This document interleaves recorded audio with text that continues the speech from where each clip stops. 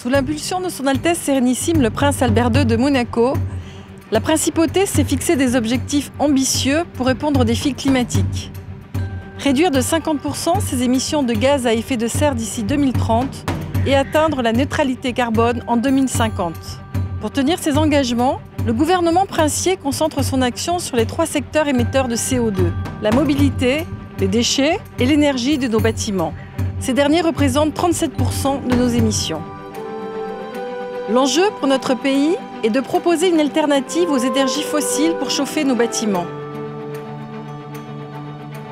À Monaco, nous disposons d'une énergie que la nature nous met à disposition gratuitement, la mer. Monaco a une histoire très riche et très ancienne, mais c'est vrai qu'à partir de la deuxième moitié du 19e siècle, Monaco en quelque sorte se réinvente. Et à partir de cette époque, on peut constater que l'une des vocations de la Principauté, finalement, c'est d'être un champ d'expérimentation de ce qui peut être fait en termes de progrès technologiques, de progrès scientifiques. On a l'idée d'utiliser cette énergie-là, de prendre les calories de la mer pour créer des circuits, des boucles thalassothermiques destinés à réfrigérer, climatiser ou chauffer selon les circuits qui sont mis en place. Monaco est une terre d'innovation au service de l'environnement.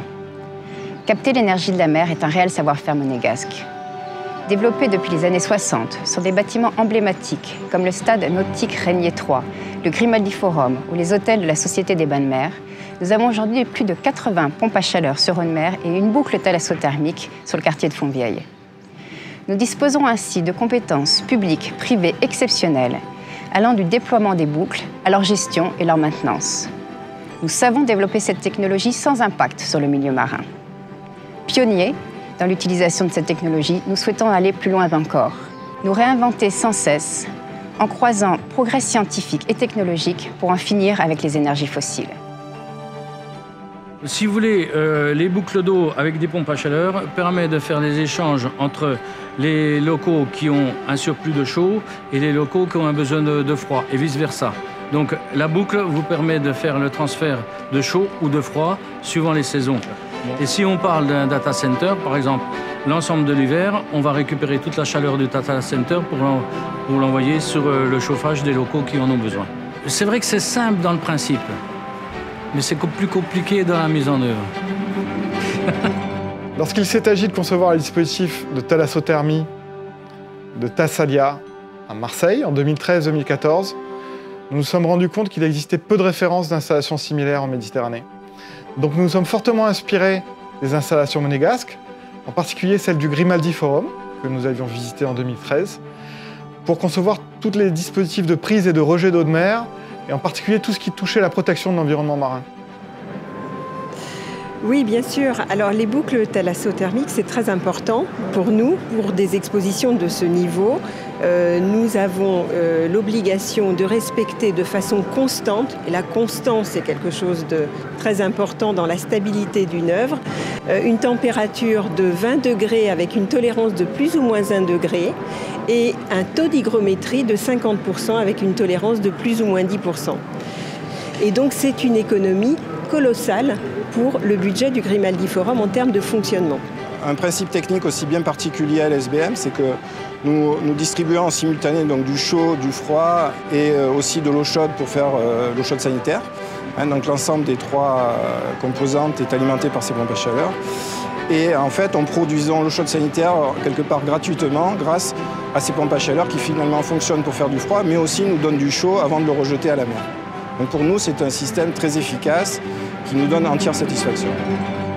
L'utilisation du fioul dans les chaufferies de Monaco représente 17% des émissions de gaz à effet de serre de la Principauté. C'est pourquoi il a été décidé, il y a 2 ans maintenant, de l'interdire. Une nouvelle réglementation énergétique a été mise en place. L'usage du fioul dans les chaufferies sera interdit à partir du 1er janvier 2022. Cette décision a plusieurs co-bénéfices. Par exemple, moins de circulation de camions dans la Principauté, une diminution de la pollution de l'air, puisque le fioul, outre des émissions de gaz à effet de serre, émet aussi des polluants.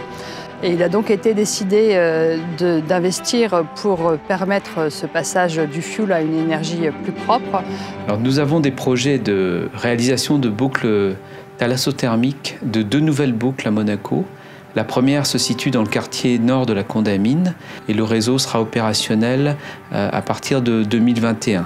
Le réseau du Larvoto va bien sûr desservir des nouveaux immeubles comme ceux de l'extension en mer ou Testimonio 2, mais également va permettre de raccorder des immeubles actuellement chauffés par le fioul.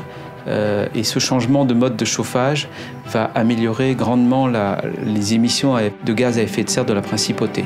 Nous gérons environ 500 logements sur la Principauté.